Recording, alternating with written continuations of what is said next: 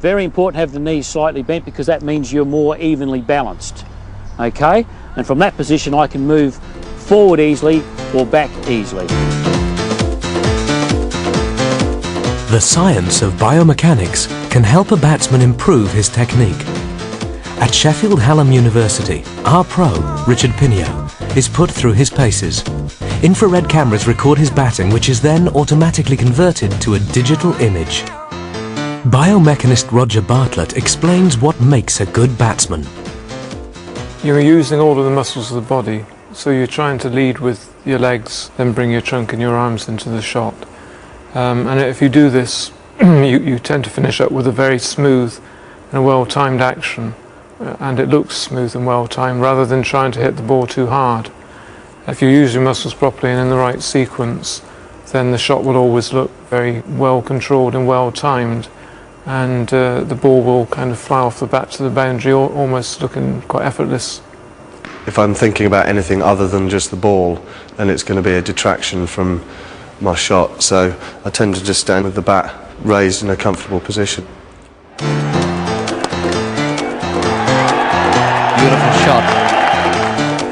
India produces some of the best batsmen in the world. This is Sunil Gavaskar. He's a classic batsman with a textbook delivery.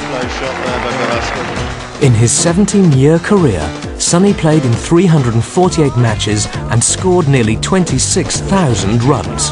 A single takes Gavaskar on to 221, his high score in Test match cricket.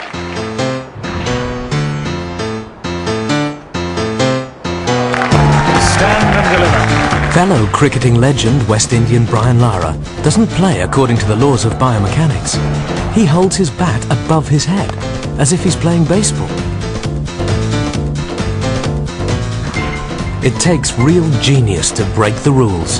He has the highest test score ever, 375 against England in 1994. Well, that is dead straight down the ground. Brian Lara starts with his bat in the conventional place, which is down by his feet, but then he has a very, very rapid and a very pronounced backswing, which means that he has a lot of momentum to transfer from the backswing into the downswing. But I think it's more than just the biomechanics and some slightly unconventional biomechanics of the stroke. I think it relies probably more on how that batsman is able to interpret the cues from the bowler and to read those cues very quick, so that they can make very, very late adjustments to the stroke.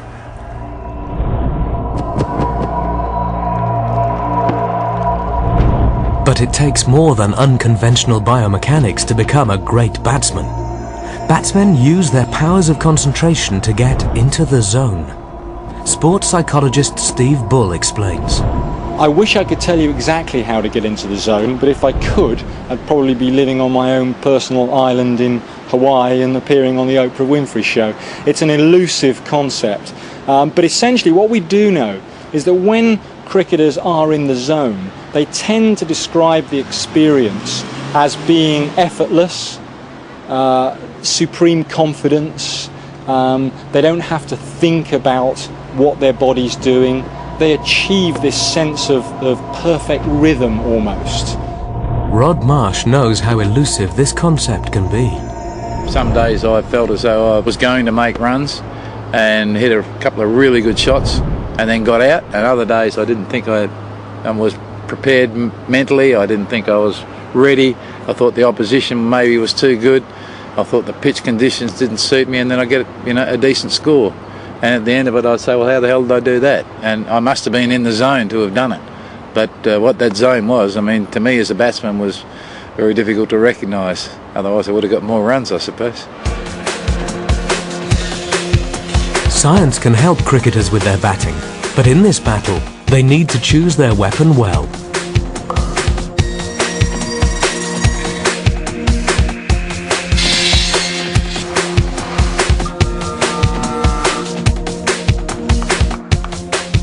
Eric Loxton handcrafts bats for the best cricket players.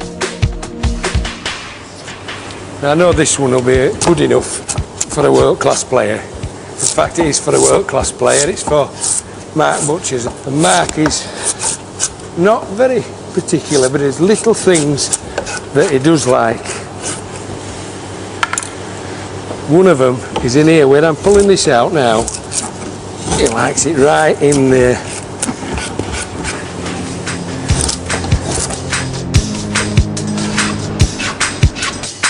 This top edge, he likes it a bit thinner. Really thinner up here, coming wider, just tapering off a little bit there. He also likes this toe blended in and a bit longer. Now I know when Mark Butcher gets hold of that, I know that'll be okay. If I'd have left that a bit longer and a bit more wood in there, he'd have felt it straight away and sent it back. Eric has an instinctive feel for what makes a good bat. He designs them around a fundamental scientific principle, the sweet spot. It's where the ball hits the bat best. Almost no force will be transmitted to the hands.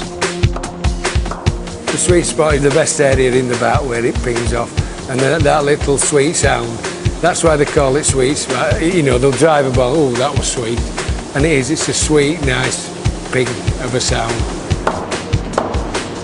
Not only does a bat with a sweet spot feel more comfortable, it increases the energy the batsman can transmit into the ball.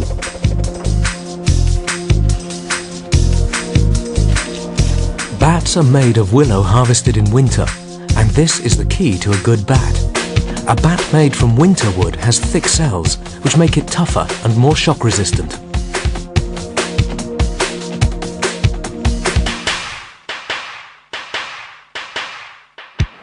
There have been few revolutions in the conservative world of cricket.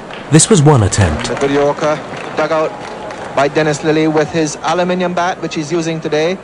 The great Australian bowler Dennis Lillee used an aluminium bat in 1979. Certainly drove that one pretty well. Technology can rapidly improve sporting performance, but in this case the chaps didn't like it. It just wasn't cricket. Bit of confrontation here between the umpires, Dennis Lillee and Mike Burley, but there is no stipulation that Lillee cannot use that bat. Lillee has violently thrown that bat away. Really is a very sad state of affairs in this ground. For the time being, Eric's craft is safe. There's only one leather to will a sound, and that is one thing I don't think they'll ever stop. It's just that sound. It's traditional and it's suitable, and they ain't got anything better. Supporting the bowler in his duel with the batsman, his comrades in arms